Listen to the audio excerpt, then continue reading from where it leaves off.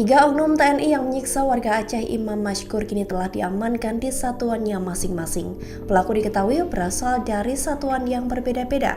Komandan Polisi Militer Kodam Jaya Kolonel CPM Irsyad Hamdi B. Anwar saat dihubungi pada Senin 28 Agustus mengungkap identitas ketiga oknum TNI tersebut.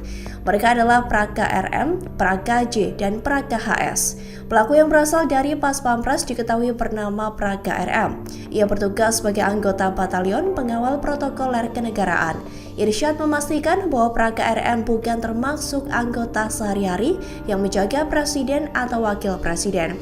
Kemudian pelaku lainnya yakni Praka HS merupakan anggota Direktorat Topografi TNI Angkatan Darat. Sedangkan Praka J merupakan anggota TNI di Kodam Iskandar Muda yang kebetulan berada di Jakarta. Lebih lanjut, ia menegaskan bahwa pelaku dan korban tidak saling mengenal satu sama lain. Sementara itu, saat melakukan penculikan, Irsyad menjelaskan bahwa ketiganya mengaku sebagai polisi yang hendak menangkap Imam karena menjual obat-obatan.